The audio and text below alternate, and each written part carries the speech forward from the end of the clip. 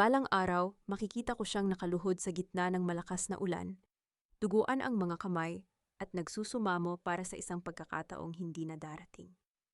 Ang lalaking minsang nangako ng habambuhay ay magiging isang estranghero na lamang na humihingi ng limos sa pintuan ng aking tagumpay. Hawak ko ang isang pulang folder, ang dokumentong magiging mitya ng kanyang tuluyang pagbagsak. Isang sikretong matagal kong itinago habang nagluluto ako ng kanyang paboritong ulam sa loob ng 10 taon. Hindi sapat ang makita siyang mawala ng yaman. Gusto kong makita siyang mawala ng dangal, gaya ng pagyurak niya sa aking pagkatao sa gabing ito. Pirmahan mo na yan. Huwag mo nang patagalin ang paghihirap nating dalawa dahil sawang-sawa na ako sa pagmumukha mong amoy kusina. Ang tinig ni Marco ay parang isang matalim na bubog na bumaon sa aking pandinig. Ibinagsak niya ang makapal na dokumento sa ibabaw ng lamesa. Sa tabi mismo kuwa, inihanda kong beef caldereta na usok pa sa init. Ang amoy ng masarap na hapunan na pinaghirapan ko ng buong hapon ay biglang naging mapakla. Tumingala ako at tinitigan ang kanyang mga mata. Walang luha, walang panginginig. Ang tanging nararamdaman ko lang ay ang unti-unting pagtigas ng aking puso na tila isang bakal na isinasalang sa apoy upang pandayin. 10 years, Marco. Ika-10 anibersaryo natin ngayon. Mahinahon kong sagot. Ang boses ko ay kasing lamig ng tubig sa ilalim kuwalawa. Hindi ito tanong, kundi isang pagtatalakuwa kanyang kawalang hiyaan. 10 years of being a liability, Elena. Isampal mo sa mukha mo ang katotohanan na wala kang ambag sa kumpanya, kundi ang magpanggap na asawa. Ang boses ni Doña Carmen, ang aking biyenan, ay sumali sa usapan mula sa dulo ng lamesa. Ang kanyang mga daliri na puno ng gintong singsing ay marahas na tinapik ang lamesa. Lumilikha, kuwa tunog kuwa metal na tumatama sa kahoy.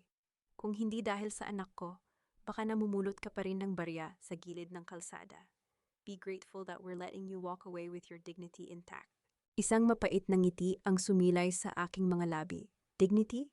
Sila ang huling taong may karapatang magsalita tungkol doon. Alam ko ang bawat sentimo na pumasok at lumabas sa kumpanya nila.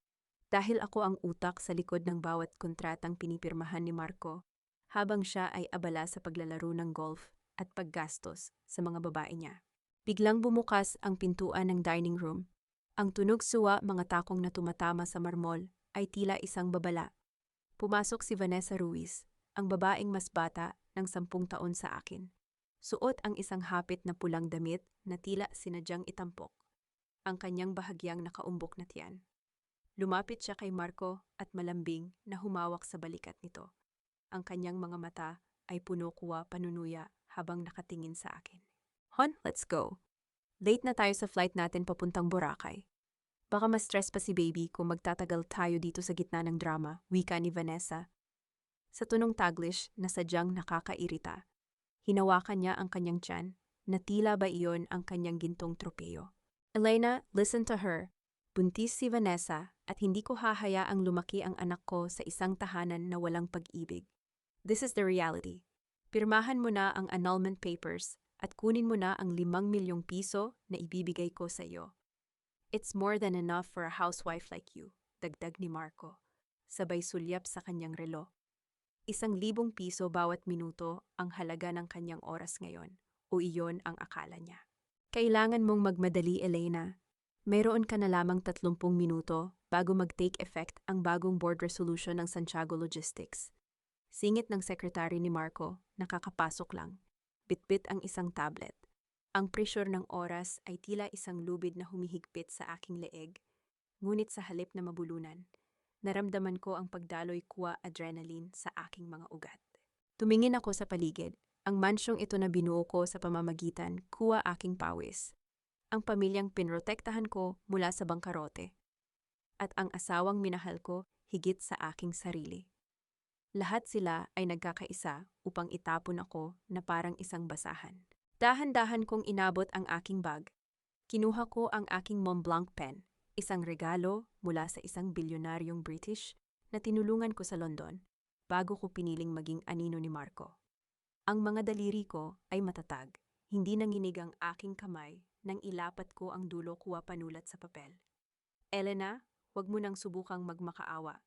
Hindi na mababago ang isip ko. Mayabang na pahayag ni Marco. Iniisip na ang bawat segundong pananahimik ko ay tanda kuwa aking pagdadalamhati. Pinirmahan ko ang dokumento ng may mabilis at matikas na galaw. Ngunit sa ilalim kuwa aking pangalan, isinulat ko ang isang maliit na serye ng mga numero.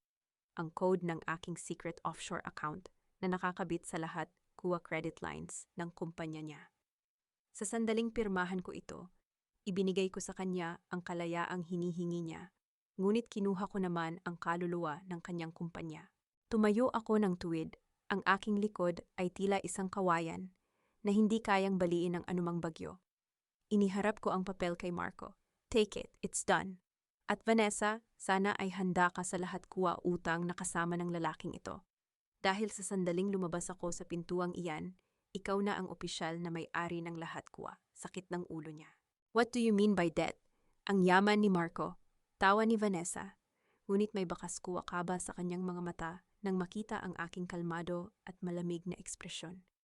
Hindi ko siya sinagot. Sa halip, kinuha ko ang aking telepono at nagpadala kuwa isang maikling mensahe sa aking abogado sa London. Isang pindot lamang at ang lahat kuwa autorisasyon na ibinigay ko kay Marco bilang CEO ay mawawala ng bisa sa loob kuwa susunod na 2 oras. Elena, saan ka pupunta? Hindi pa tayo tapos. Sigaw ni Doña Carmen nang makita akong naglalakad patungo sa pinto nang walang dala kundi ang aking bag. Tumigil ako sa tapat kuwa pintuan, lumingon ako ng bahagya.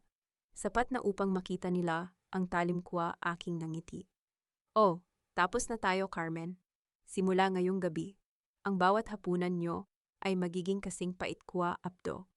Marco, enjoy your trip to Boracay. Siguraduhin mong bayad na ang hotel mo bago mag-check-in. Dahil baka magulat ka na lang na ang limitless card mo ay kasing walang kwenta na kuwa mga pangako mo. Lumabas ako ng bahay nang hindi lumilingon. Ang malamig na hangin kuwa gabi sa Cebu ay humalik sa aking balat, tila isang pagbati kuwa bagong kalayaan. Sa likod ko, narinig ko ang mahinang tunog ng isang cellphone na tumunog. Ang unang tawag mula sa bangko na magpapabago sa buhay ng mga Santiago, magpakailanman.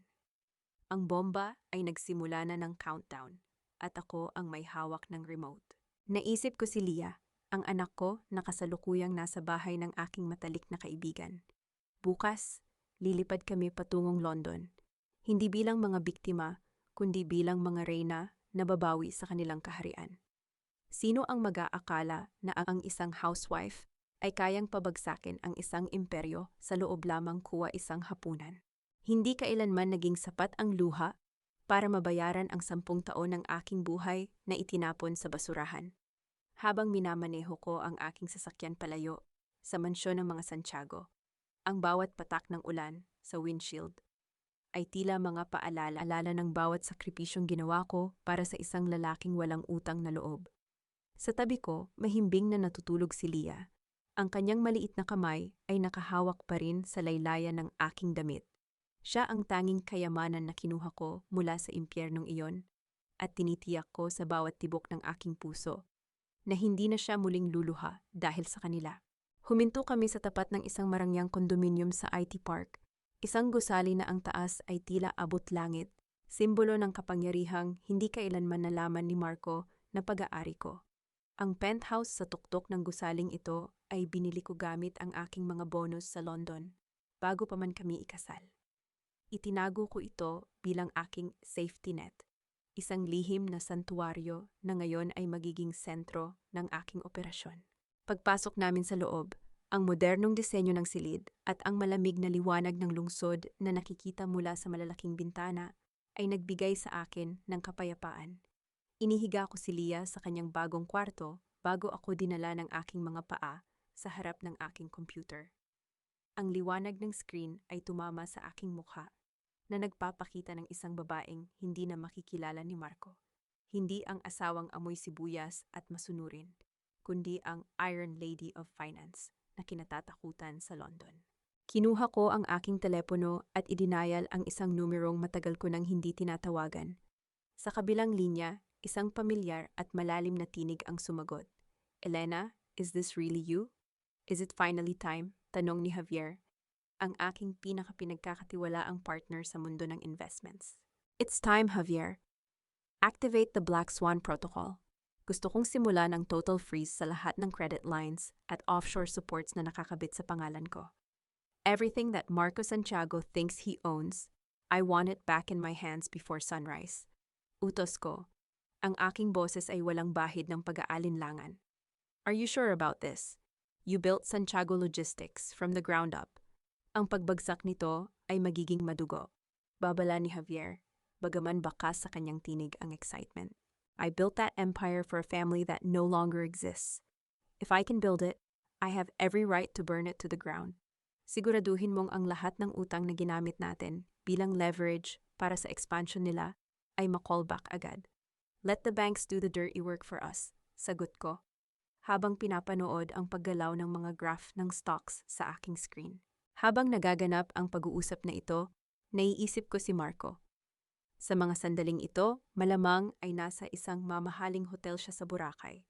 Nag-o-order ng pinakamahal na champagne para kay Vanessa. Inisip ko ang kanyang mukha kapag iniabot na ng waiter ang bill at ang kanyang card ay tatanggihan sa harap ng maraming tao. Ang kahihiyan ay isang lason na dahan-dahang papatay sa kanyang ego at iyon pa lamang ang simula. Isang mensahe ang pumasok sa aking computer. Ito ay isang real-time notification mula sa system ng kumpanya. Si Bianca, ang kapatid ni Marco, ay kasalukuyang sinusubukang mag-withdraw ng malaking halaga mula sa Corporate Emergency Fund para sa kanyang luho. Isang simpleng click lamang sa aking mouse at ang transaction ay nabansagang fraudulent activity. Ang tunog ng alerto sa screen ay tila isang musika sa aking pandinig. Naisip ko ang Doña Carmen na noon ay palaging nagmamalaki na ang dugong nananalaytay sa kanila ay asul. Hindi niya alam na ang bawat gamot na iniinom niya, ang bawat yaya na nag-aalaga sa kanya, at ang bawat piraso ng alahas na suot niya ay binayaran ng aking talino. Sa sandaling putulin ko ang supply ng pera, makikita natin kung gaano katatag ang kanilang pagkatao nang walang kinang ng ginto. Hindi nagtagal, tumunog ang aking personal na telepono. Isang unregistered number. Sinagot ko ito nang hindi nagsasalita. Elena, anong ginawa mo sa mga accounts ko? Bakit biglang nag-decline ang card ko sa gitna ng check-in namin sa Shangri-La? Ang sigaw ni Marco ay puno ng galit at hinala. Naririnig ko sa background ang inis na boses ni Vanessa na nagre-reklamo tungkol sa kanilang naudlot na bakasyon. Marco, I told you, you chose your freedom and I chose my assets. Ang limitless card na hawak mo ay nakabase sa aking personal guarantee. Since we are no longer family, bakit ko pa kailangang garantiyahan ang mga luho mo at ng babae mo? Mahinahon kong sagot, habang tinitingnan ang dulo ng aking mga kuko na bagong ayos. You witch! Ibalik mo ang access ko. Kumpanya ko ang nagbabayad niyan. Sigaw niya, halatang nawawala na ang poesi sa harap ng mga hotel staff. Your company, you mean the company that is currently facing a massive audit dahil sa mga nawawalang pondo na kinuha ni Rafael at Bianca. Good luck with the bank, Marco. Balita ko, papunta na ang mga legal representatives ko sa opisina mo bukas ng umaga para bawiin ang gusaling tinitirikan ng Santiago Logistics. Technically, I own the land, not you. Huling hirit ko bago ko pinatay, ang tawag ng hindi naghihintay ng sagot. Isinandal ko ang aking ulo sa upuan at huminga ng malalim. Ang bawat hakbang ay kalkulado, ang bawat galaw ay may kapalit. Sa dilim ng gabi, ako ang anino na magpapabagsak sa kanilang lahat. Ngunit habang tinititigan ko ang lungsod, isang kakaibang pakiramdam ang pumasok sa aking isipan. May isang bagay sa mga dokumento ng kumpanya na hindi tugma. May isang malaking halaga na nawala bago ko pa man sinimulan ang aking paghihiganti. Isang misteryosong transaksyon na nagmula sa pirma ni Marco, ngunit patungo sa isang account na hindi ko kilala. Sino ang tunay na magnanakaw sa loob ng tahanang iyon? At anong sikreto ang itinatago ni Rafael na hindi alam ni Marco? Ang aking pagninilay ay naputol nang makarinig ako ng mahinang paggalaw mula sa pinto. Isang anino ang nakatayo doon. Hindi ito si Leah.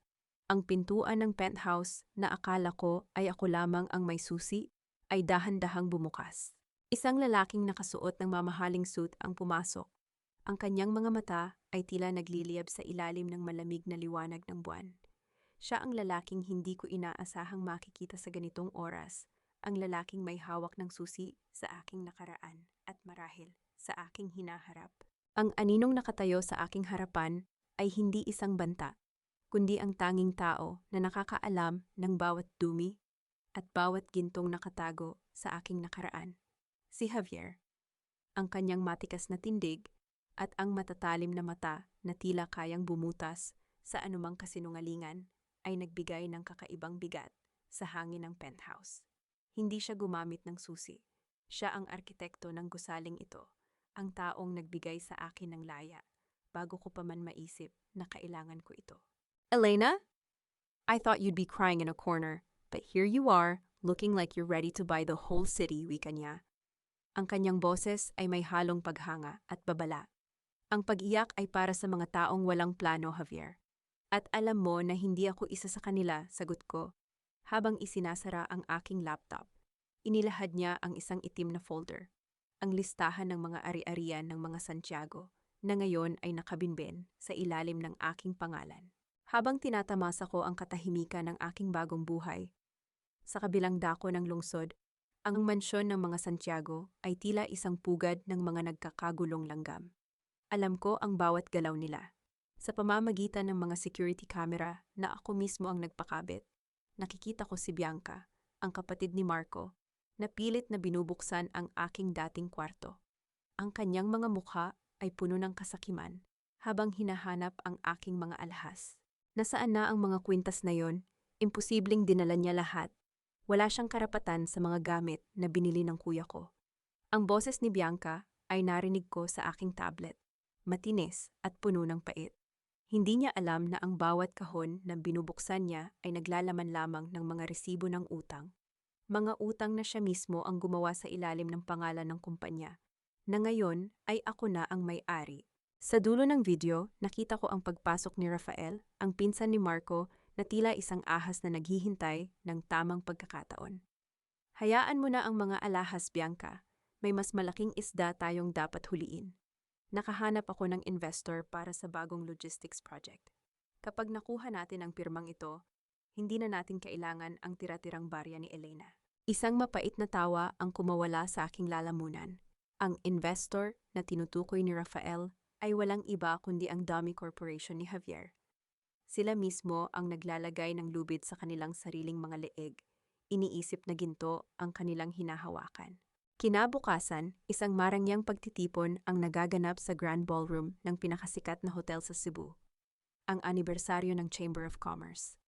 Alam kong naroon si Marco at Vanessa, pilit na nagpapanggap na maayos pa ang lahat, kahit na ang kanilang mga card ay isa-isang tinatanggihan ng mga bangko.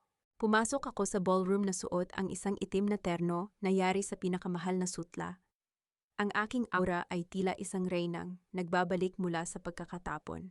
Kasama ko si Javier, na nagsisilbing aking proteksyon at simbolo ng aking bagong kapangyarihan.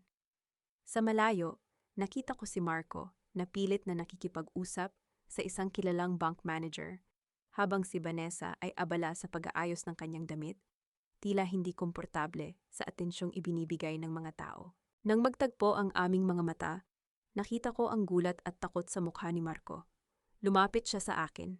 Ang kanyang mga hakbang ay gulo at hindi mapakali. Elena, anong ginagawa mo rito? This is an exclusive event. You don't belong here anymore, mayabang na wika ni Marco. Ngunit ang panginginig ng kanyang boses ay hindi niya maitago. Actually, Marco, I'm the guest of honor.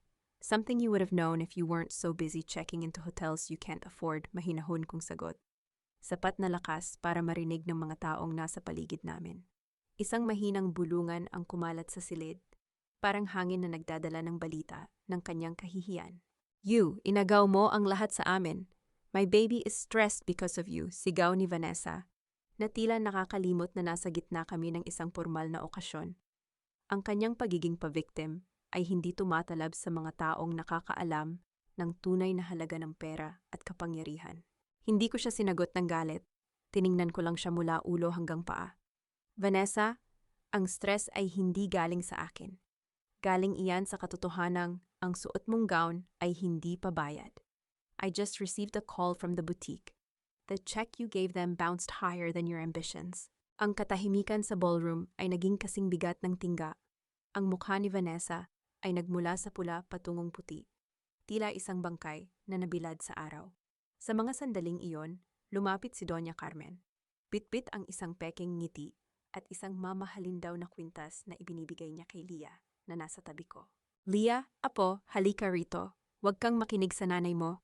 Look at this, it's gold. Only a Santiago can give you this, wika ni Doña Carmen, pilit na kinukuha ang loob ng bata para magmukha silang mabuting pamilya sa harap ng publiko. Tumingin si Leah sa kwintas, pagkatapos ay tumingin sa akin. Sa kanyang murang edad, nakita ko ang talino na namana niya sa akin. Iniurong niya ang kamay ng kanyang lola at nagsalita ng may kalmado ngunit matapang na tinig. Lola, fake gold hurts the skin. Just like fake people hurt my mommy. No thank you. Ang bawat salita ni Leah ay tila isang sampal na tumama sa mukha ni Doña Carmen. Ang mga tao sa paligid ay hindi na napigilang mapasinghap. Ang kahihiyan ng pamilya Santiago ay opisyal na at kumpleto na. Let's go, Leah. We have better things to do than to entertain people who are drowning in their own lies. Pagtatapos ko. Tumalikod ako at naglakad palayo. Ramdam ko ang bawat mata ng mga tao na nakatitig sa aking likod. Hindi dahil sa awa, kundi dahil sa respeto. Ngunit bago kami makalabas, isang tawag ang nagpahinto sa akin. Isang security personnel ang lumapit kay Marco at bumulong. Sir, may mga pulis po sa labas. Hinahanap po si Miss Bianca Santiago tungkol sa nawawalang pondo ng Church Foundation. Lumingon ako sa huling pagkakataon at nakita ang pagguho ng mundo sa mga mata ni Marco. Ang domino ay nagsimula ng tumba at wala siyang magagawa kundi panoorin ang bawat piraso ng kanyang buhay na maging abo. Anong gagawin ni Marco kapag nalaman niyang ang proyektong inaasahan niyang magliligtas sa kanya ay ang huling pako sa kanyang kabaong? At sino ang misteryosong tao na tumatawag kay Rafael sa gitna ng kaguluhang ito? May mga tao na ang tanging sandata ay ang kanilang sariling kahinaan. Ginagawa nilang baluti ang luha ba ginagawang patalim ang awa ng ibang tao. Ngunit sa mundo ng lohika va katotohanan, ang mga luhang iyan ay madaling matuyo. Va ang mga patalim na iyan ay madaling mabali. Ngayong araw, ituturo ko kay Vanessa Ruiz na ang pagiging biktima ay isang sining na nangangailangan ng higit pa sa mahinang pag-arte. Nangangailangan ito ng kredibilidad, isang bagay na wala siya. Nakatayo ako sa gitna kuwa lobby ng isang tanyag na business tower sa Makati. Naghihintay Cho sa aking legal team. Ang paligid ay abala, puno kuwa mga profesional, na mabilis ang lakad, walang pakialam sa drama kuwa iba. Ngunit ang katahimikan kuwa aking paghihintay ay nabasag ng mamataan ko ang dalawang taong huli kong gustong makita. Si Marco, na halatang pagod bagusot ang suot na suit, ay hila-hila ni Vanessa. Ang babae ay nakasuot kuwa maluwag na bestido. Tila pilit na ipinapakita ang kanyang tiyan na ayon sa kanya ay kinalalagyan kuwa tagapagmana ng mga Santiago. Nang mapansin nila ako, ang mukha ni Vanessa ay biglang nagbago mula sa inis patungo sa isang mapanlokong ngiti. Elena, what a coincidence! Siguro ay nandito ka para magmakaawa sa mga bangko na huwag kang kasuhan? Malakas na bating ni Vanessa, sapat na upang lumingon ang ilang tao sa paligid. Vanessa, huwag mo siyang kausapin. Baka mahawa pa ang anak ko sa kamalasan niya, pagpigil ni Marco. Natila ba ang aking presensya ay isang lason? Hindi ko sila pinansin. Nagpatuloy ako sa pagtingin sa aking relo, ngunit hindi doon nagtapos ang plano ni Vanessa. Lumapit siya sa akin, vanang tila wala nang nakatingin. Bumulong siya sa aking pandinig. You think you've won? Sa oras na makuha ni Marco ang loan na ito, hinding-hindi mo na kami mahahawakan. At ang batang ito, siya ang papatay sa alaala ng anak mo sa pamilyang ito. Bago pa man ako makasagot, biglang gumalaw si Vanessa ng marahas. Ang kanyang katawan ay tila itinulak ng isang invisible na puwersa. Ang kanyang mga paa ay nagsalpukan, sa isang iglap. Bumagsak siya sa makintab na sahig ng lobby. Ang tunog kuwa kanyang katawan na tumama sa marmol ay lumikha kuwa, isang malakas na ingay na kumuha ng atensyon kuwa lahat. Ah! Ang baby ko! Elena, bakit mo ako itinulak? Ang tili ni Vanessa ay puno kwa sakit vapighati, na tila ba galing sa isang dekalidad na teleserye. Vanessa, Diyos ko, ang anak ko! Ang sigaw ni Marco ay puno kwa galit. Mabilis siyang lumapit sa akin. Ang kanyang mukha ay mapulava, ang kanyang kanang kamay ay binuhat, tila nakahandang itama sa aking pisngi. Hindi ako kumurap, hindi ako umatras. Ngunit bago pa man dumapo ang kanyang kamay, isang matikas na lalaki na nakasuot kwa itim na terno ang humarang. Ang kamay ni Marco ay pinigilan sa hangin bang mutlok man me. Si Javier iyon, ang kanyang mga mata ay tila nagbabalakuwa kamatayan. Don't even think about it, Mr. Santiago. Unless you want to spend the night in a cell for assault. Malamig na wika ni Javier, bago niya binitiwan ang kamay ni Marco nang may pandidiri. Itinulak niya ang asawa ko, buntis siya. Nakita niyo iyon, di ba? Sigaw ni Marco sa mga taong nagsisimula nang mag-umpisa kuwa bulungan. Ang mga security guard ay mabilis na lumapit, ang atmosfera ay naging masikip, mapanghusga. Tiningnan ko si Marco, pagkatapos ay kay Vanessa na ngayon ay umiiyak na habang hawak ang kanyang tiyan. Ang aking damdamin ay hindi galit, kundi isang malalim na awa. Marco, you really chose a bad actress over a director. It's pathetic. Anong sinasabi mo? Maraming nakakita. Elena, babayaran mo ito. Marco barked, his voice echoing in the vast lobby. Dahan-dahan kong kinuha ang aking telepono. Hindi ako nakipagtalo, hindi ako sumigaw. Mr. Manager, can you please step forward? Tawag ko sa isang lalaking kanina pa nakatayo sa gilid, ang manager ng building na personal kong kakilala. Yes, Dr. Villanueva, sagot ng manager, na nagbigay kuwa isang magalang na yuko sa akin. Bagay na ikinagulat ni Marco. Can we play the footage from the 360-degree high-definition camera located right above us?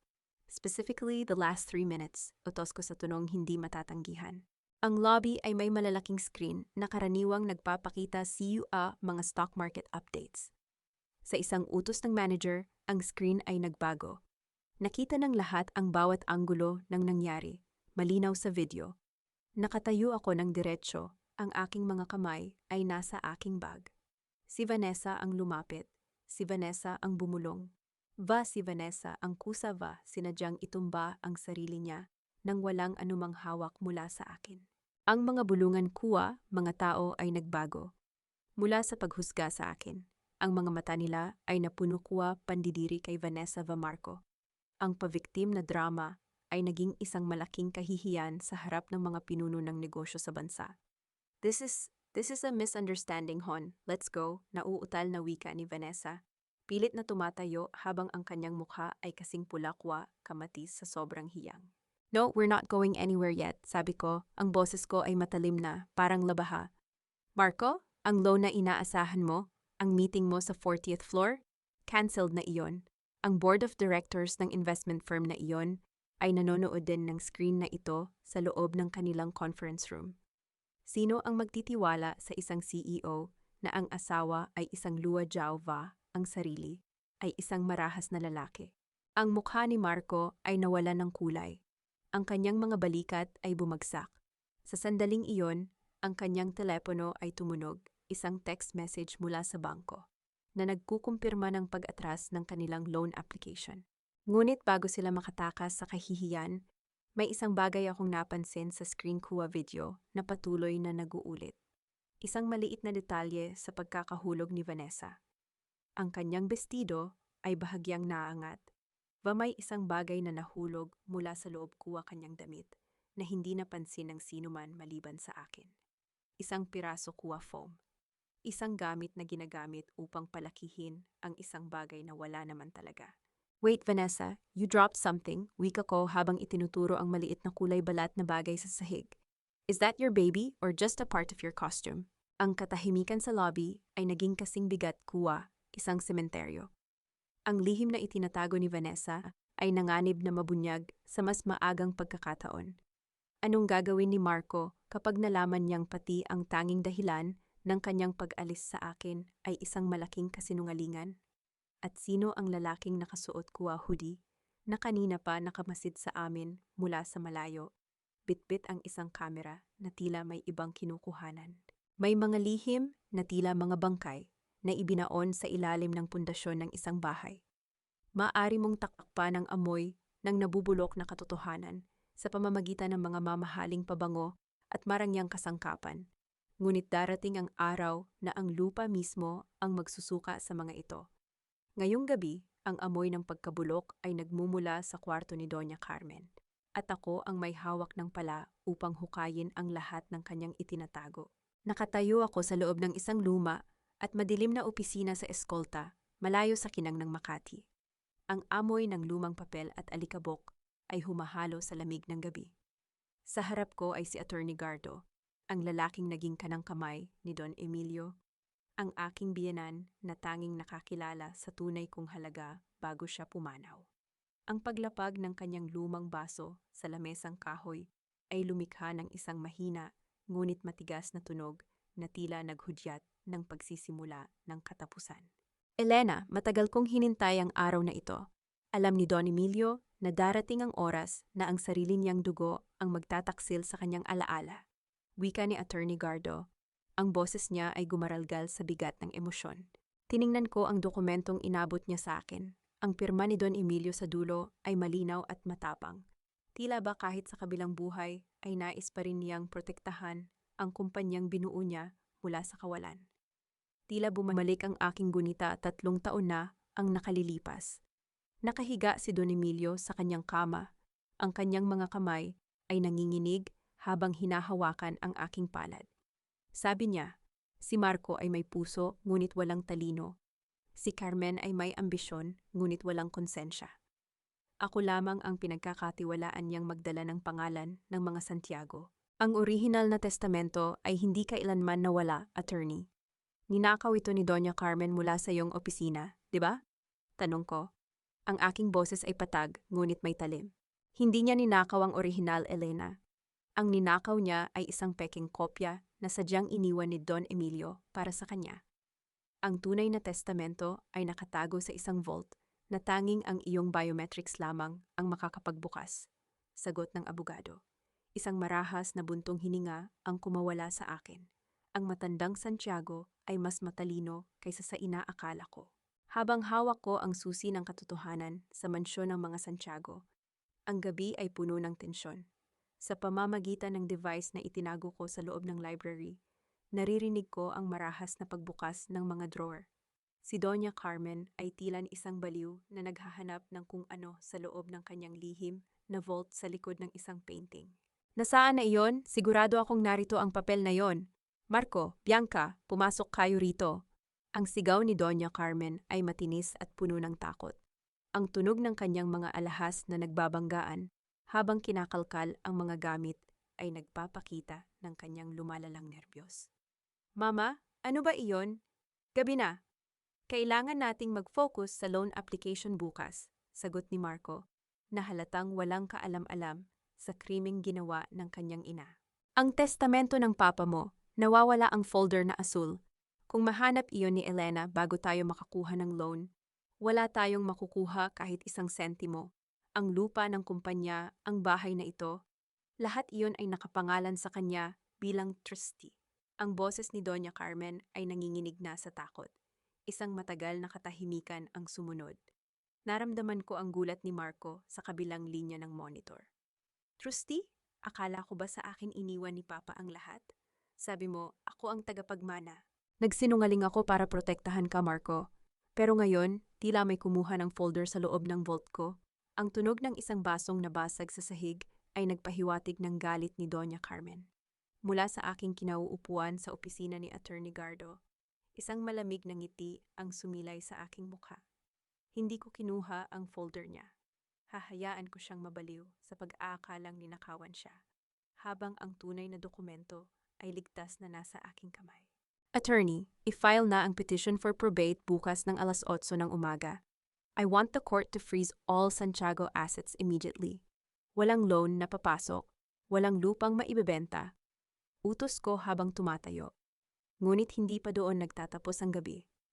Habang pababa ako ng lumang gusali, ang aking telepono ay uminit sa sunod-sunod na notifications.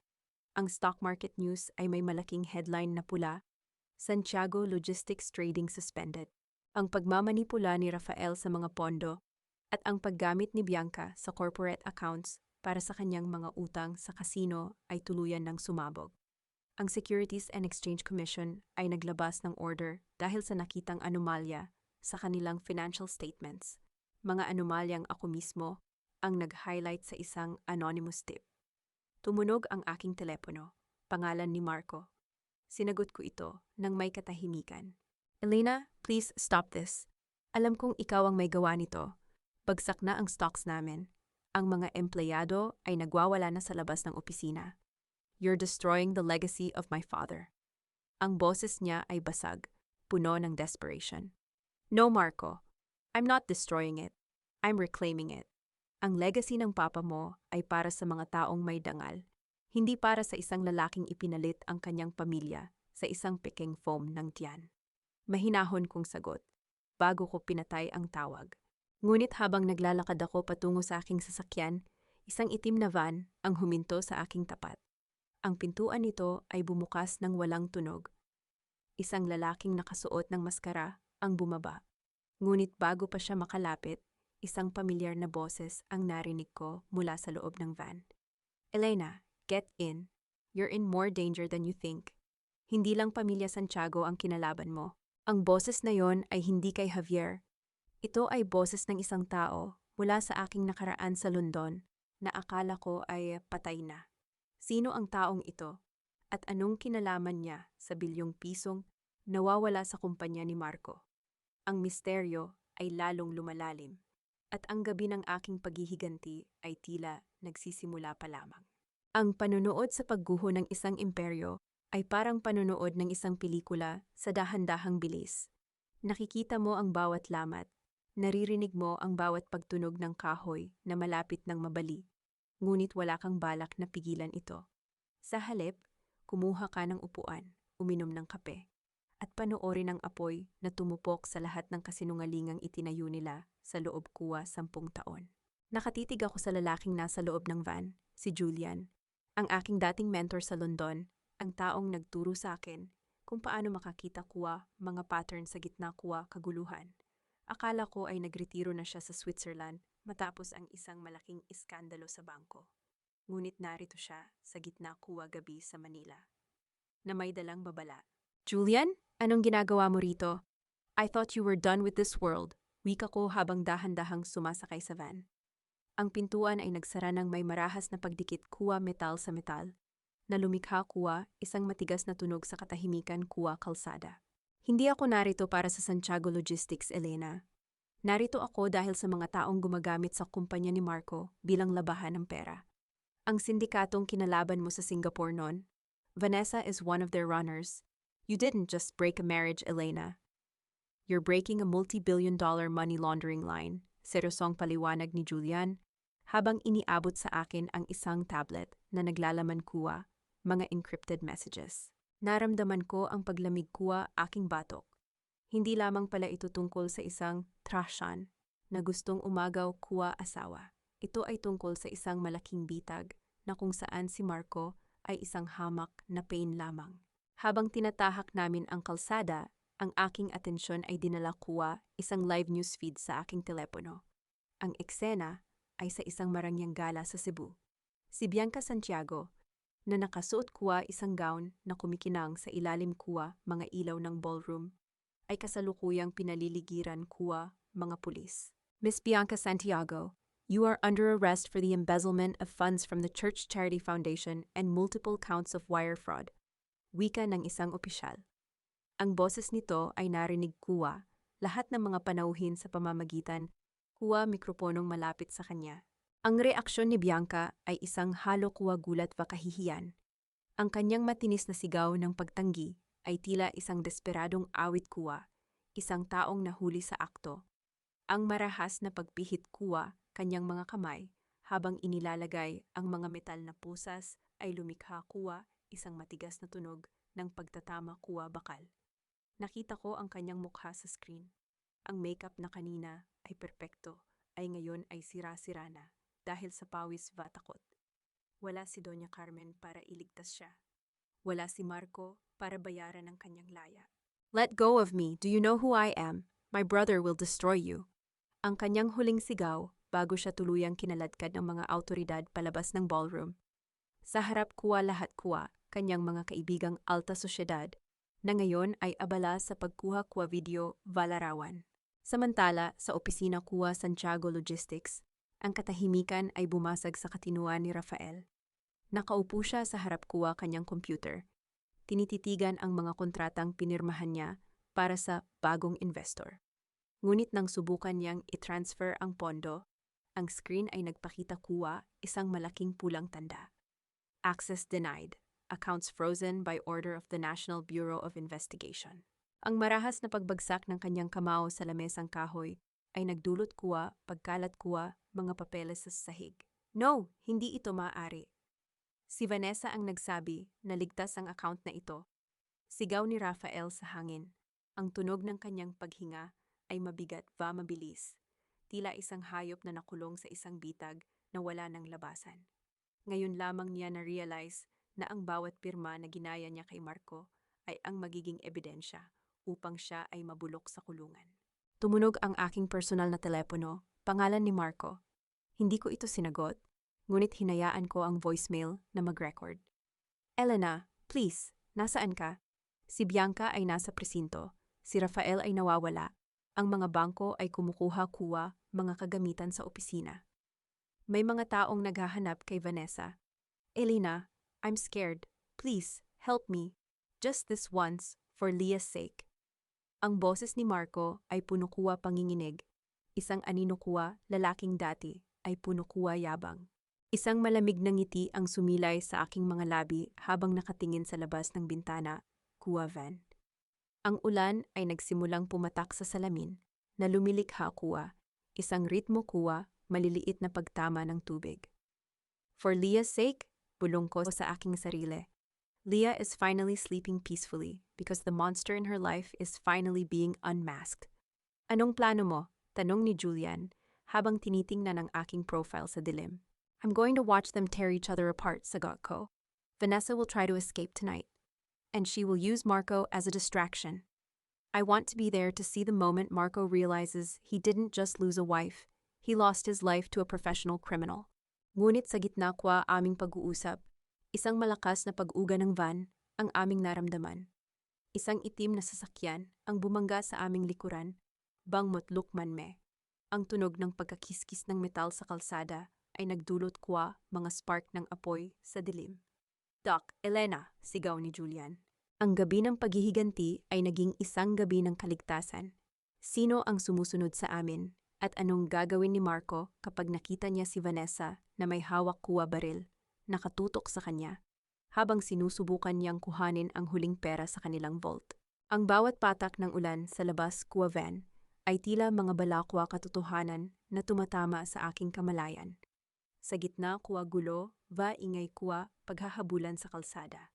Nananatiling matatag ang aking mga kamay.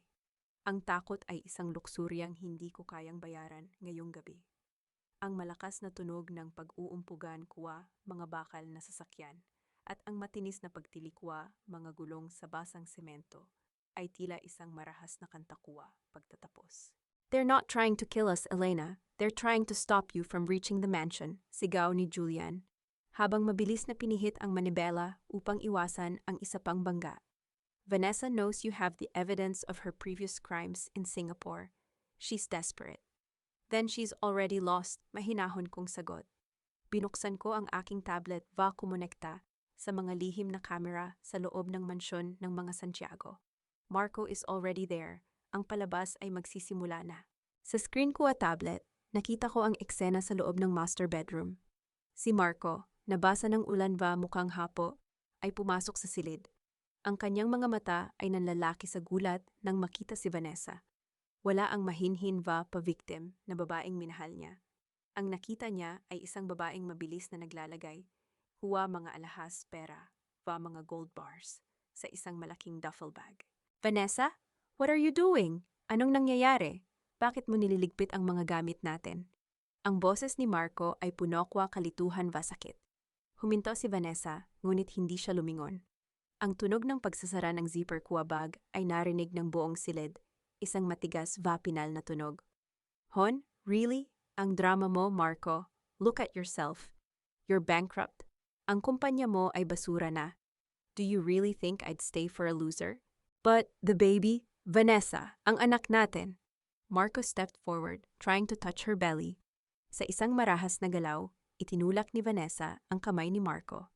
Sa harap ko camera, kinuha ni Vanessa ang isang matalim na gunting sa vanity table sa isang iglap. Sinugatan niya ang tela kuwa, kanyang sariling damit sa bandang tiyan.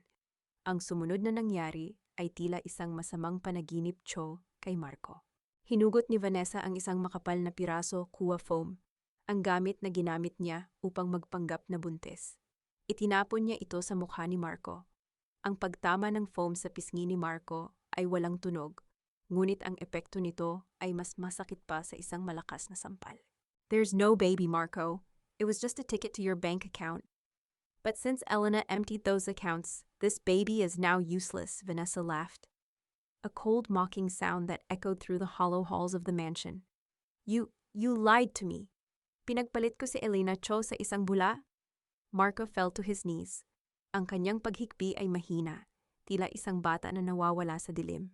Sa mga sandaling iyon, dumaan sa hallway si Doña Carmen. Ang matanda ay halatang hirap sa paghinga, ang kanyang kamay ay nakahawak sa kanyang dibdib. Vanessa, Marco, tulong? Hindi ako makahinga. Ang kanyang boses ay tila isang bulong kuwa, isang naghihingalo. Tiningnan lamang ni Vanessa ang kanyang biyenan nang may pandidire. Move over, old woman. You're blocking my way, wika ni Vanessa, habang marahas na tinabig ang matanda upang makadaan siya bitbit ang mabigat na bag. Ang marahas na pagbagsak ni Doña Carmen sa sahig ay lumikha ng isang mabigat na tunog. Ang kanyang katawan ay nanginginig, ang kanyang mga mata ay nakatitig sa kisame habang sinusubukang kumuha ng hangin. Ngunit si Vanessa ay hindi man lang lumingon. Nagpatuloy siya sa pagtakbo patungo sa back exit Kua Mansion. Julian, stop the van, utos ko. Vanessa is leaving through the service gate and she's not alone. May sasakyang naghihintay sa kanya. What about Marco and his mother? Tanong ni Julian habang itinigil ang sasakyan sa gilid ng kalsada. I've already called the ambulance for Carmen. As for Marco, hayaan mo siyang malunod sa sarili niyang katangahan. I want him to feel every second of the silence in that house, sagot ko habang lumalabas ng van. Ang ulan ay malamig sa aking balat, ngunit ang apoy sa aking loob ay mas matindi. Naglakad ako patungo sa back gate. Doon, nakita ko si Vanessa na pilit na binubuksan ang pinto kuwa, isang itim na sedan. Ngunit bago pa siya makapasok, ang paligid ay biglang napuno kuwa, asulva pulang liwanag. Ang tunog ng mga sirena ng pulis ay bumasag sa katahimikan kuwa gabi, mula sa lahat kuwa direksyon. Vanessa Ruiz, also known as Sofia Teo in Singapore. You are under arrest for large-scale estafa, money laundering, and identity theft. Isang boses ng awtoridad ang umalingaw-ngaw. Nakita ko ang mukha ni Vanessa, ang takot, ang galit, ang huling pagtatangka na magmakaawa. Ngunit wala nang pa-victim na gagana ngayon. Ang mga metal na posas ay mabilis na inilagay sa kanyang mga kamay. Isang tunog ng pagtatapos kuwa kanyang karera. Bilang isang manggagansyo, lumapit ako sa kanya, dahan-dahan, hanggang sa magtagpo ang aming mga mata. Ang ulan ay nagpabura kuwa kanyang maskara, na nagmukhang mga itim na luha sa kanyang pisngi. Elena, please, help me. I can give you the names of the people behind this. Bulong niya, pilit na humahawak sa aking laylayan. Tiningnan ko siya nang walang emosyon. You have nothing left to give, Vanessa. You already gave me the greatest gift of all. The moment Marco realized how worthless you both are, tumalikod ako at nakita si Marco na lumabas ng gate, nakaposas din dahil sa mga kasong financial fraud na isinampa laban sa kanya bilang CEO ng kumpanya. Nang magtama ang aming mga mata, nakita ko ang pagsisisi na tila isang malalim na balon. Elena, patawad. Elena, please don't leave me like this, pagsusumamo niya habang kinakaladkad siya ng mga pulis. Isang huling tingin ang ibinigay ko sa mansyon na dati ay itinuring kong tahanan. Ngayon, ito ay isang sementeryo na lamang ng mga pangarap na binuo sa kasinungalingan. Attorney, proceed with the seizure of all assets. Wika ko sa aking telepono. And make sure Marco Santiago understands one thing. He didn't just lose a wife, he lost his soul. Ngunit sa gitna ng tagumpay na ito, isang mensahe ang pumasok sa aking tablet mula sa isang hindi kilalang sender. Isang larawan ni Leah na papasok sa paaralan kanina at may nakasulat na caption. The game isn't over just because the pawns are in jail. See you soon, Dr. Elena. Sino ang tunay na mastermind na gumagamit kay Vanessa? At ligtas nga ba si Leah sa kabila ng lahat kuwa ito?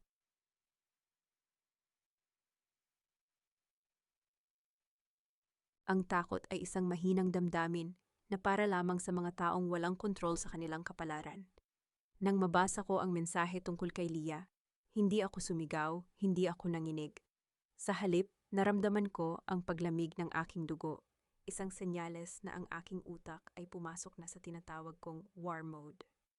Ang bawat banta sa aking anak ay nangangahulugan ng mas mabilis na paghila ko sa gatilyo upang tuluyang mabaon ang mga Santiago sa limot.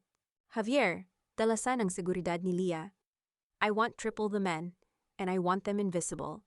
And Julian, find out who sent that message. Use every connection we have in London and Singapore.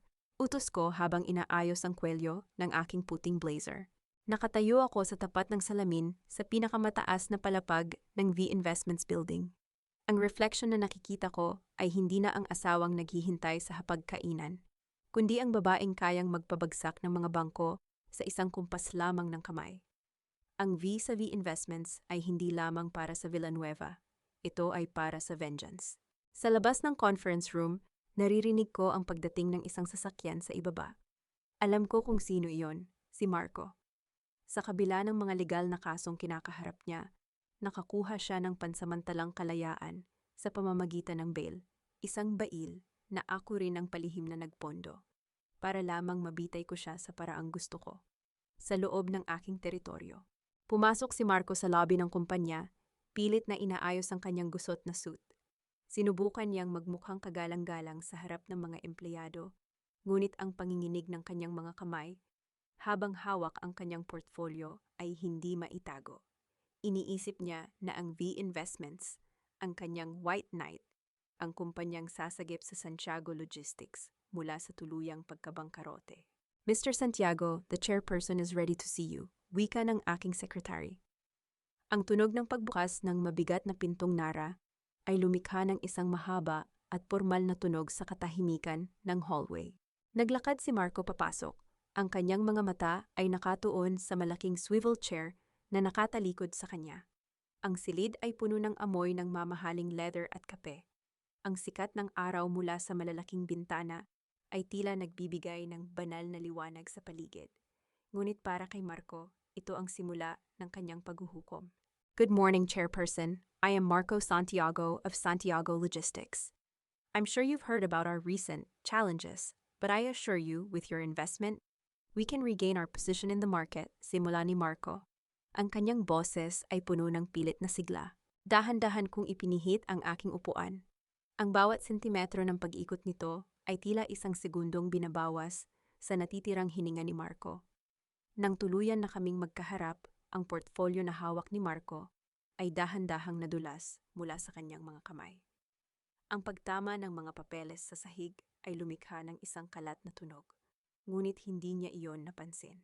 Ang kanyang mga mata ay nanlaki, ang kanyang bibig ay bumukas, ngunit walang tunog na lumabas. Ang gulat ay naging takot, at ang takot ay naging purong kawalan ng pag-asa. Elena, ang kanyang bulong ay halos hindi marinig. Anong ginagawa mo rito? Bakit ikaw ang nasa upuang yan? You're late for the presentation, Mr. Santiago. At sa mundo ng negosyo, ang pagiging late ay nangangahulugang talo ka na, mahinahon kong sagot. Ang aking mga kamay ay magkadaop sa ibabaw ng lamesa. And to answer your question, I am the chairperson of V Investments. I am the one who bought 70% of your company's debts. Technically, you are now working for me. No, hindi ito maaari. You're just a housewife. Paano ka nagkaroon ng ganitong kalaking pera? Sigaw ni Marco. Ang kanyang pagkamangha ay nahaluan ng matinding inggit. Tumayo ako at dahan-dahang lumapit sa kanya. Ang tunog ng aking mga takong sa sahig ay tila isang metronome ng kamatayan. Inayos ko ang kanyang nagulong kurbata nang may malamig na katumpakan. Ang pagiging housewife ay isang cover, Marco. Isang papel na ginampanan ko para suportahan ang pangarap mo. But you were too blind to see that the woman beside you was the one holding the pillars of your empire. Elena, please. If you own the debt, you can wipe it out. We're family. Isipin mo si Leah, isipin mo ang pinagsamahan natin. Ang kanyang boses ay naging isang pagsusumamo, isang desperadong pagtatangka na gamitin muli ang aking emosyon. Inilabas ko ang isang folder mula sa aking drawer at ibinagsak ito sa lamesa. Family, ang pamilya ay hindi nagnanakaw ng testamento ng sariling ama. This is the original will of Don Emilio. Dito nakasaad na ang lahat ng lupa at ang 51% ng shares ng kumpanya ay ipinapamana niya sa akin as a trustee for Leah. Ang ginawa niyo ni Doña Carmen na pagtago rito ay isang krimen, Marco. Napaupo si Marco sa sahig, ang kanyang lakas ay tuluyan ng naglaho. Patay na ako. Hinding-hindi ako mapapatawad ng korte. Hindi lang ang korte ang dapat mong alalahanin, sabi ko, habang iniikot ang aking screen para ipakita sa kanya ang isang live video. Ang mga share ng Santiago Logistics ay kasalukuyang binibili ng mga dummy corporations ko sa halagang barya na lamang. By the time you walk out of this room, you won't even own the name Santiago in the business world. Isang matagal na katahimikan ang namayani. Ang tanging naririnig ay ang mabilis at gulugulong paghinga ni Marco. Tumingala siya sa akin, ang kanyang mga mata ay puno ng luha. Bakit, Elena? Bakit kailangang umabot sa ganito? Dahil tinuruan mo ako na ang katapatan ay walang halaga sa iyo. Kaya ipapakita ko sa iyo kung ano ang halaga ng isang taong kinalaban mo, huling wika ko. Guard, escort Mr. Santiago out. He no longer has an appointment here or anywhere else. Habang kinakaladkad si Marco palabas ng boardroom, muling tumunog ang aking telepono. Isang video call mula kay Javier. Ang kanyang mukha ay seryoso. Elena, we found the location of the sender. It's not just a message. They're already inside the school of Leah. You need to get there now. Ang tagumpay ko sa boardroom ay biglang naglaho. Ang aking puso na akala ko ay bakal ay muling kumitid sa takot. Hindi pa tapos ang laban. Ang tunay na kaaway ay hindi ang mga Santiago, kundi ang aninong gumagalaw sa dilim na handang pumatay para sa bilyon-bilyong dolyar na aking hinawakan. Anong gagawin ni Elena upang iligtas ang kanyang anak? At sino ang misteryosong mastermind na handang dumanak ang dugo sa gitna ng kanyang paghihiganti? Darating ang sandali na ang lahat ng ginto sa mundo ay walang silbi kung ang tanging kayamanan mo ay nasa panganib. Habang pababa ako sa elevator ng V Investments, ang bawat palapag na nadadaanan ay tila isang taon ng aking buhay na naglalaho. Ang aking kamay ay mahigpit na nakahawak sa aking telepono. Ang screen nito ay nagpapakita ng GPS tracker na nakatago sa sapatos ni Leah. Ang pulang tuldok ay gumagalaw sa loob ng kanyang paaralan, ngunit hindi ito sa silid-aralan. Ito ay nasa likod ng gym, sa lugar na madalang puntahan ng mga tao. Javier, tell the school security to seal all exits. Ngunit huwag silang gagawa ng anumang ingay na makakapag-trigger sa kanya. Utos ko sa aking Bluetooth earpiece.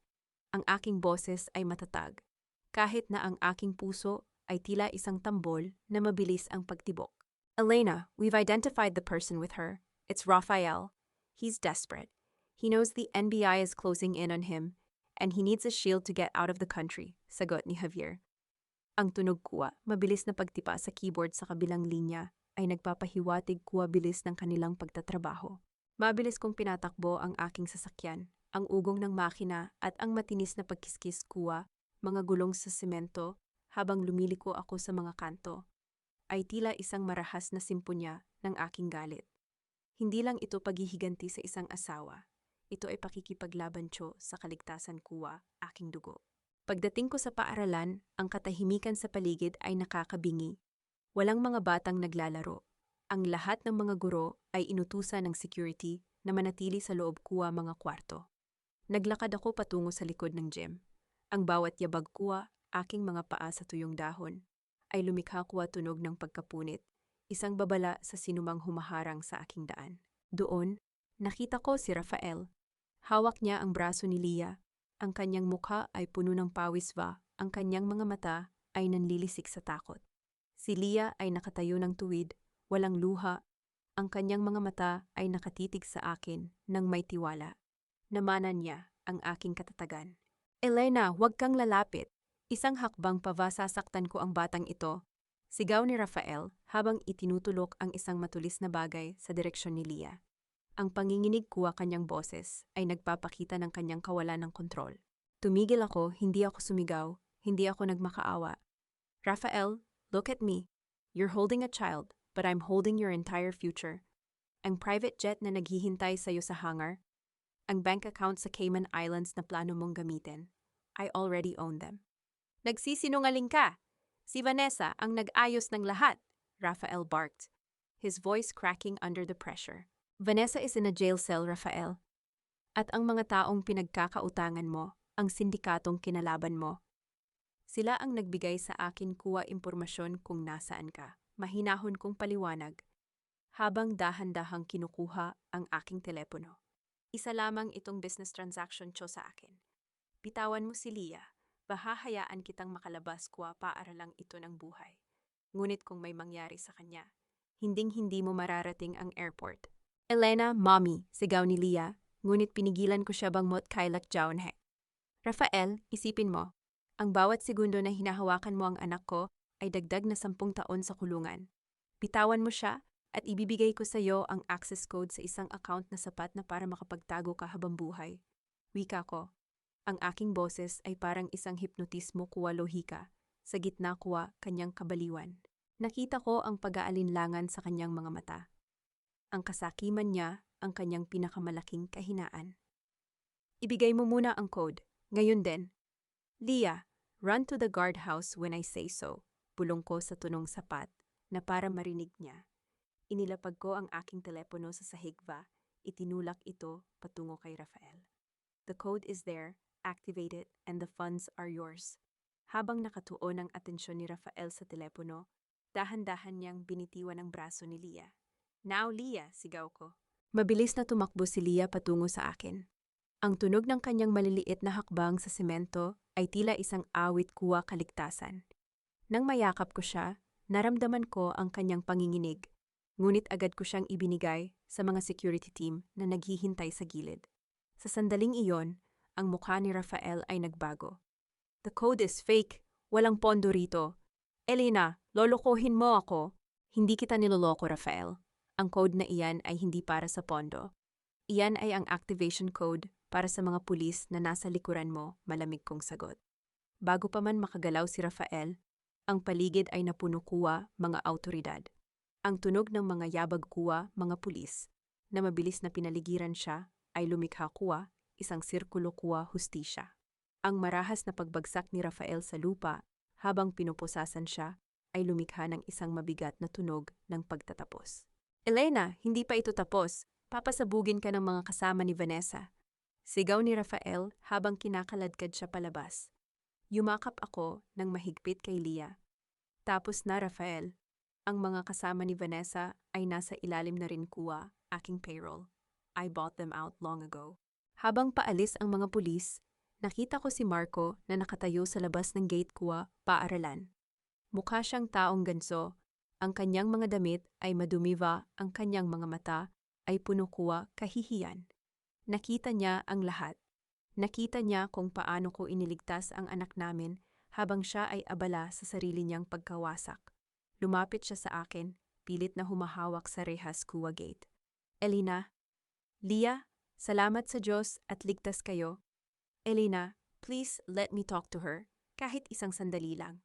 Tiningnan ko si Marco. Wala na akong nararamdamang galit, wala na ring awa. Siya ay isa na lamang na estranghero sa aking paningin. Marco, you lost the right to be her father the moment you let Vanessa into our lives. Leah doesn't need a hero who only shows up when the villain is already caught. Mommy, let's go. I want to go home, bulong ni Leah, habang nakatago ang mukha sa aking leeg. Tumalikod ako kay Marco nang hindi na muling tumingin. Habang naglalakad kami patungo sa sasakyan, tumunog ang aking earpiece. Elena, we have the results of the biopsy of Doña Carmen, at may isa pang bagay na nahanap kami sa kumpanya ni Rafael. Ang mastermind na tinutukoy niya, hindi lang ito tungkol sa pera. May isang lihim na koneksyon ang pamilya Santiago sa pamilya ng iyong ina sa London. Ang aking hakbang ay natigil. Ang misteryo ng aking sariling pagkatao ay biglang bumukas. Sino nga ba ako? At bakit tila ang buong buhay ko ay isang serye kuha, mga kalkuladong galaw ng ibang tao? Ang pinakamasakit na paraan ng paghihigante ay hindi ang pagpapakita ng galit, kundi ang pagpapakita ng kawalan ng pakiramdam. Ang galit ay nangangahulugan na may natitira pang emosyon, na may puwang pa para sa sakit. Pero ang pagiging manhid, iyon ang tunay na katapusan. Iyon ang pader na hinding-hindi na kayang tibagin ng anumang pagsisisi. Nakatayo ako sa balkonahe ng aking penthouse, tinititigan ang mga ilaw ng Cebu na tila mga hiyas na nakakalat sa dilim. Sa loob, mahimbing na natutulog si Lia, ligtas sa ilalim ng bantay ng mga taong binabayaran ko ng milyon para sa kanyang seguridad. Ang mahinang pag-vibrate ng aking telepono sa ibabaw ng lamesang kristal ay bumasag sa katahimikan ng gabi. Walang pangalan, ngunit alam ko ang bawat numero. Nasa ibaba siya, Elena. Ayaw umalis ng security, pero nagmamakaawa siya. Mukha siyang taong grasa. Ang boses ni Javier sa kabilang linya ay puno ng pandidire. Pataubin mo siya. I want to see how far a man can fall once he loses his pride. Mahinahon kong sagot. Makalipas ang ilang minuto, ang tunog ng pagpihit ng kandado ng aking pinto ay narinig ko sa buong silid. Pumasok si Marco. Hindi ito ang makisig na CEO na nakilala ko 10 taon na ang nakalilipas. Ang kanyang suit ay punit-punit, ang kanyang buhok ay gulo-gulo, at ang kanyang mga mata ay tila mga uling na nawalan na ng ningas. Ang amoy ng alak at ulan ay bumalot sa paligid habang dahan-dahan siyang lumalapit. Ang bawat hakbang niya ay tila isang pagkaladkad ng mabigat na kadena. Elena! Ang kanyang boses ay isang basag na bulong. Sa isang iglap, bumagsak siya sa kanyang mga tuhod sa gitna ng aking sala. Ang tunog ng kanyang mga tuhod na tumama sa matigas na sahig ay lumikha ng isang mabigat na ingay na tila isang pagsuko. Patawad, Elena, parang awa mo na. Patawarin mo ako. Hindi ako gumalaw mula sa aking kinatatayuan. Nanatili akong nakatalikod sa kanya, tinititigan ang malayo. Ang patawad, Marco, ay para sa mga pagkakamaling hindi sinasadya. Ang ginawa mo ay hindi pagkakamali. Ito ay isang serye ng mga kalkuladong desisyon. Pinili mong saktan ako. Pinili mong talikuran ang anak mo. Pinili mong ipagpalit ang lahat para sa isang ilusyon. Nabulag ako, ginamit ako ni Vanessa, ginamit ako ni Rafael. Wala na akong natitira, Elena. Ang bahay, ang kumpanya, ang pangalan ko. Kinuha mo na ang lahat. Please, isipin mo si Lia. Hindi niya pwedeng makita ang tatay niya na ganito pag susumamo niya habang pilit na inaabot ang laylayan ng aking damit. Dahan-dahan akong humarap sa kanya. Ang aking mukha ay tila isang eskultura ng yelo. Huwag mong gamitin ang anak ko para iligtas ang sarili mo. Alam mo ba kung ano ang pinakamasakit na ginawa mo sa kanya?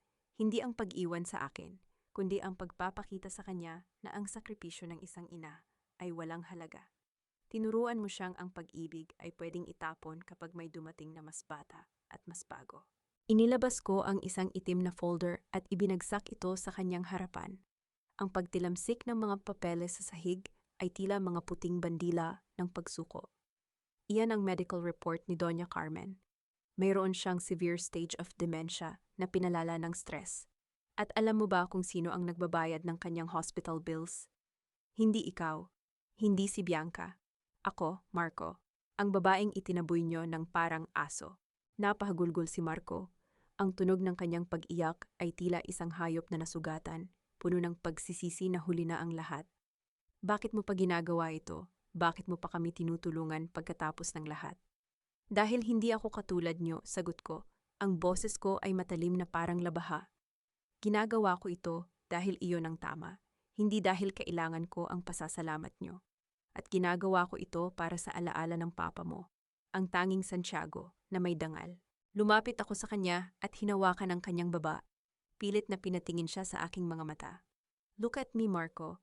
Ang babaeng nakikita mo ngayon, ito ang babaeng pinatay mo 10 taon na ang nakalilipas.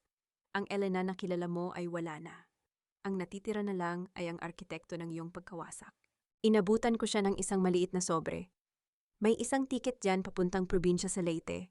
dun ka muna sa malayong kamag-anak nyo. Magtrabaho ka sa bukid, damhin mo ang bawat patak ng pawis na dati ay itinuring mong basura. Iyan ang huling utang na loob na ibibigay ko sa'yo. Elena, hinding-hindi ko na ba kayo makikita ni Leah? Tanong niya, habang nanginginig ang kanyang mga kamay sa paghawak sa sobre. Ang anak mo ay lalaking may dangal sa London. Hindi niya kailangan ng isang ama na ang tanging pamana ay kahihiyan. Pagtatapos ko, tumalikod ako at naglakad patungo sa aking kwarto. Ang tunog ng pagsasara ng pinto ay tila ang huling tuldok sa aming kasaysayan. Ngunit bago ako makapasok, tumunog ang aking telepono. Isang video call mula kay Julian. Ang kanyang mukha ay puno ng tensyon. Elena, the investigation is finished.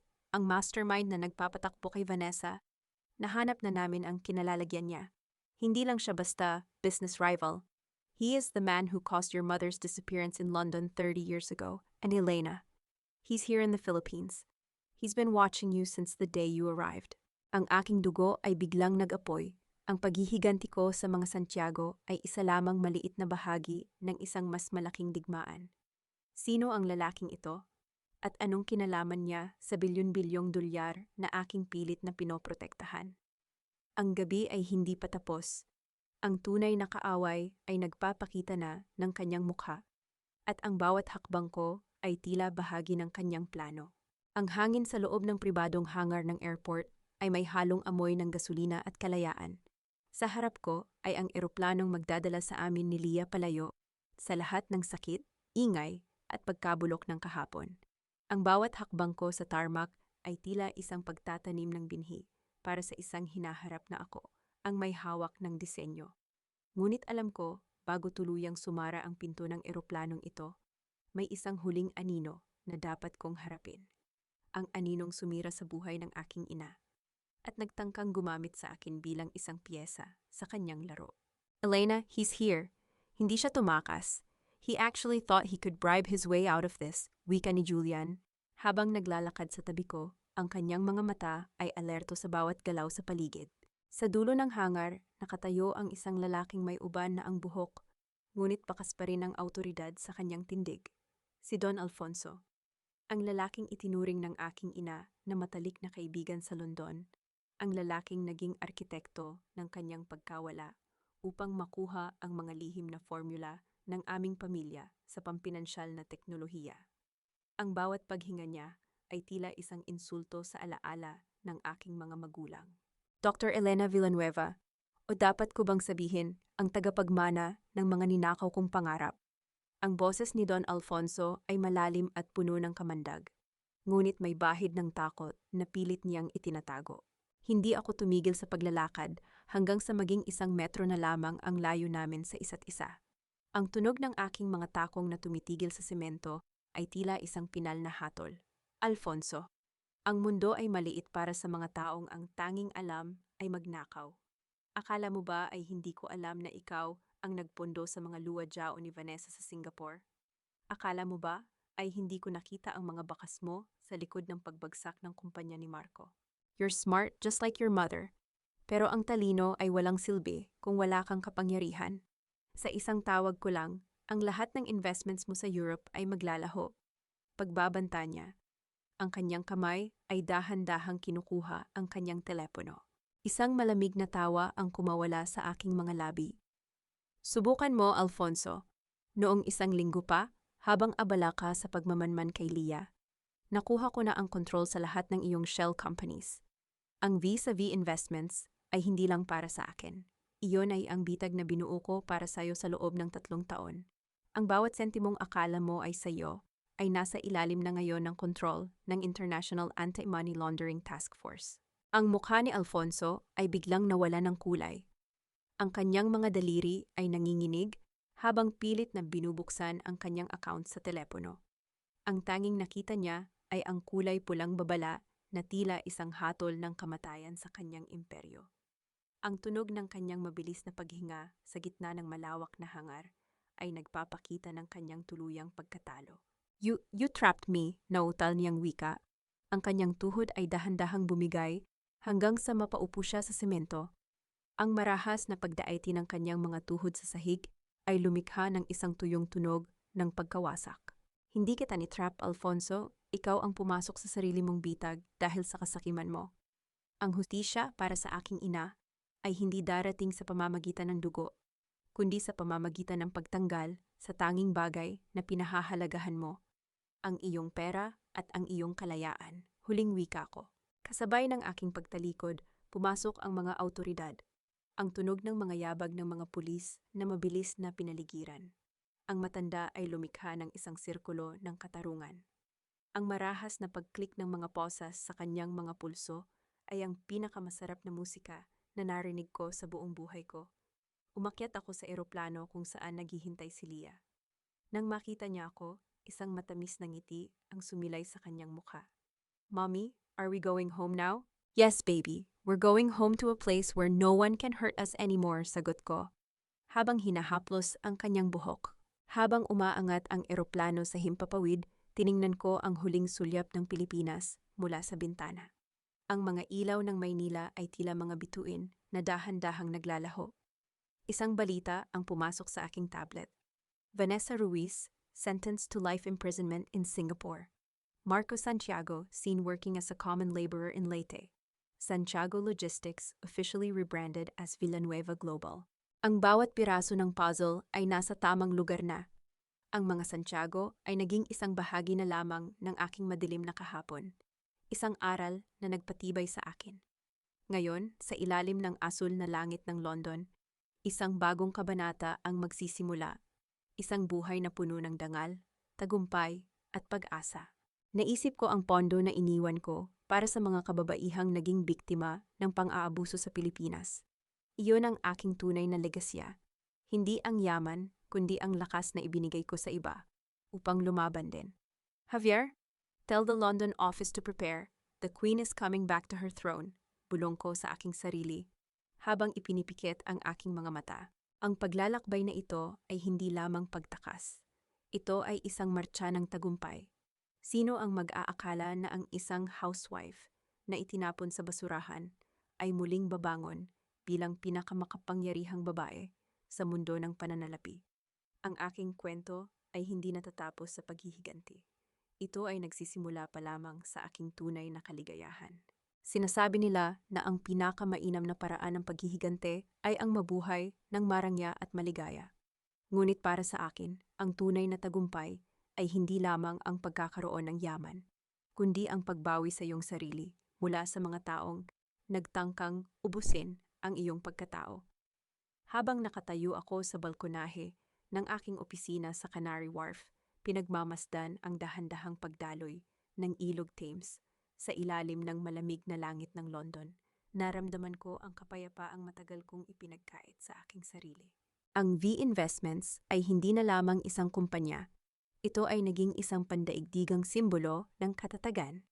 Sa bawat dokumentong pinipirmahan ko, sa bawat board meeting na pinamumunuan ko, dala ko ang bawat sugat ng nakaraan bilang aking mga medalya ng karangalan. Ang amoy ng sariwang kape at ang mahinahong tunog ng aking mga empleyadong abala sa labas ay tila isang matamis na awit ng aking bagong simula. Tumunog ang aking personal na telepono, isang video call mula kay Javier sa Pilipinas. Ang kanyang mukha ay seryoso ngunit may bahid ng kasiyahan. "Elena, the rebranding is complete. Ang Santiago Logistics ay opisyal na ngayong Villanueva Global. At may huling update ako tungkol sa mga taong iniwan mo," wika ni Javier habang binubuksan ang ilang file. "Go ahead, Javier. I'm listening," sagot ko habang ipinapatong ang aking salamin sa lamesa. Si Marco, nakita siya ng mga tao ko sa Leyte. Nagtatrabaho siya sa isang kiskisa ng palay. Ang dating CEO na hindi marunong humawak ng kahit anong mabigat ay nagbubuhat na ngayon ng mga sako-sakong bigas sa ilalim ng matinding sikat ng araw. Ang kanyang mga kamay ay puno na ng kalyo at ang kanyang mukha ay hindi na makilala dahil sa dumi at pagod. Humiling daw siya ng balita tungkol sa inyo ni Leah, pero walang sino man ang nagbigay sa kanya, kwento ni Javier. Isang mahinang buntong hininga ang kumawala sa akin. Wala nang galit, wala nang pait. Ang imahe ni Marco na naghihirap ay hindi na nagbibigay sa akin ng ligaya, kundi isang kumpirmasyon na ang karma ay may kanya-kanyang oras ng paniningil. Ang kanyang pagiging magsasaka ay ang kanyang paraan ng pagbabayad sa bawat butil ng sakripisyo na tinapon niya noon. At si Vanessa, tanong ko, si Vanessa ay nasentensyahan na sa Singapore, habang buhay na pagkabilanggo. Ang balita ay wala raw ni isa sa kanyang mga contacts ang sumubok na iligtas siya. Siya ay nabulok sa isang selda na kasing liit ng kanyang konsensya. Si Bianca naman ay kasalukuyan pa ring nasa kulungan sa Cebu, habang si Doña Carmen ay inilipat na sa isang mas maayos na nursing home. Ngunit ayon sa mga doktor, hindi na niya talaga naaalala kung sino siya o kung ano ang kanyang pangalan. Pagpapatuloy ni Javier. Good, hayaan na natin sila sa kanilang mga sariling impyerno pagtatapos ko. Ngayong gabi, ang Grand Hall ng aming gusali ay puno ng mga kilalang tao mula sa iba't ibang panig ng mundo. Ang okasyon ay ang paglulunsad ng The Elena Foundation, isang non-profit organization na tutulong sa mga kababaihang naging biktima ng domestic abuse at financial betrayal sa Southeast Asia. Sa bawat pagtama ng mga basong kristal at sa mahinang tawanan ng mga panauhin, naramdaman ko ang bigat ng aking layunin. Lumakad ako patungo sa entablado sa gitna ng malakas na palakpakan. Ang tunog ng aking mga takong sa makintab na sahig ay tila isang deklarasyon ng aking kapangyarihan. Suot ko ang isang terno na may burda ng sampagita, isang pagpupugay sa aking pinagmulan sa kabila ng aking tagumpay sa ibang bansa. Sabi nila, ang isang babae ay kasing hina lamang ng kanyang pinakamabigat na sakripisyo. Simula ko, ang aking boses ay malinaw at umaalingaw-ngaw sa buong hall. Ngunit narito ako upang patunayan na ang bawat sakripisyo ay isang pundasyon ng ating tunay na lakas. Ang pag-ibig ay hindi dapat maging kulungan, at ang katapatan ay hindi dapat maging dahilan ng ating pagkawasak. Ang pundasyong ito ay para sa lahat ng mga reyna na inakalang nawala na ang kanilang korona. Sa dulo ng silid, nakita ko si Lia na nakatayo, suot ang isang puting damit na tila isang anghel. Ang kanyang mga mata ay nagniningning sa pagmamalaki habang nakatingin sa akin. Siya ang aking tunay na tropeyo. Siya ang patunay na ang isang sirang tahanan ay kayang itayong muli ng mas matatag at mas maganda. Matapos ang aking talumpati, lumapit sa akin ang isang matandang bilyonaryo na dati ay naging kliyente ko. Dr. Villanueva, your mother would have been so proud. You didn't just reclaim your name. You redefined what it means to be a woman in this industry. Thank you, but I didn't do it for the name. I did it for the peace, sagot ko ng may ngiti. Habang natatapos ang gabi, kinuha ko ang aking lumang relo, ang regalong ibinigay ko sa aking sarili noong gabing nilisan ko ang mansyon ng mga Santiago. Dahan-dahan ko itong inilagay sa loob ng isang kahon ng velvet at ipinatong sa aking cabinet ng mga alaala. Ito na ang huling paggunita ko sa babaeng amoy kusina at sunod-sunuran. Mommy, can we go to the park tomorrow? Julian said he would teach me how to ride a bike. Masayang wika ni Lia habang yumayakap sa aking baywang. Of course, baby. We can do anything you want, sagot ko habang hinahalikan ang kanyang noo. Ang aming buhay sa London ay hindi perpekto, ngunit ito ay sa amin. Wala nang mga anino ng kasinungalingan. Wala nang mga banta ng pagkakanulo.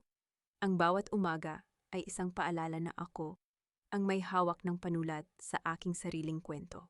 Sa huling pagkakataon, tiningnan ko ang aking reflection sa salamin. Ang nakikita ko ay isang babaeng marunong magmahal, ngunit marunong ding lumaban.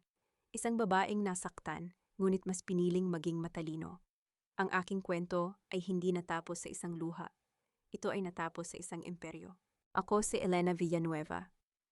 At ang aking paglalakbay ay patunay na ang bawat reyna ay babalik sa kanyang trono. Gaano man kalalim ang hukay na sinubukang ilaan para sa kanya. Ang laro ay tapos na. At ako ang nag-iisang nanalo.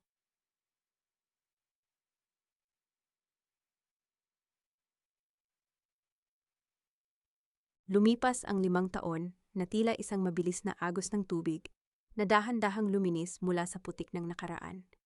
Sa loob ng mga taong iyon, ang bawat araw ay naging isang selyo ng aking kalayaan. Hindi na ako ang babaeng gumigising sa takot na baka hindi sapat ang lasa ng aking luto para sa isang pamilyang hindi naman ako pinahahalagahan. Ngayon, gumigising ako sa liwanag ng araw sa aking tahanan sa Hampstead, London, kung saan ang tanging tinig na aking pinakikinggan ay ang tibok ng aking sariling puso at ang masayang bati ng aking anak. Nakatayo ako sa hardin ng Oxford University. Pinapanood si Leah na suot ang kanyang academic gown. Ang kanyang mukha ay nagniningning sa ilalim ng araw, isang larawan ng tagumpay at katalinuhan. Siya ay hindi lamang naging anak ng isang matagumpay na negosyante. Siya ay naging isang babaeng may sariling paninindigan, malayo sa laso ng pamilya Santiago. Madalas akong tanungin ng aking mga kaibigan at maging ni Javier, napatawad ko na ba sila? Ang sagot ay hindi kasing simple ng oo o hindi. Hindi ko pinatawad si Marco sa paraang gusto ng lipunan, hindi ko siya muling tinanggap. Hindi ko siya binigyan ng pagkakataon na muling saktan kami. Ang kapatawarang natagpuan ko ay ang pagpapatawad sa aking sarili. Pinatawad ko ang batang Elena na naniwalang ang pag-ibig ay nangangahulugan ng pagpapakababa at paglimot sa sariling halaga. Ang katahimikang namamagitan sa amin ni Marco ay hindi tanda ng galit, kundi tanda ng ganap na kawalan ng pakialam. At doon ko natagpuan ang tunay na kapayapaan. Nabalitaan ko kamakailan na si Marco ay nananatili pa rin sa Leyte. Ang bawat sako ng bigas na kanyang pinapasan ay ang tanging alaala niya sa bigat ng mga pagkakamaling kanyang ginawa. Hindi ko na siya kinamumuhian. Siya ay naging isang aral na lamang sa aking kasaysayan. Isang paalala na ang ginto ay nasusubok sa apoy, ngunit ang bakal ay napapatibay sa bawat hampas ng martilyo. Ang Elena Foundation ay nakatulong na sa libu-libong kababaihan sa Pilipinas.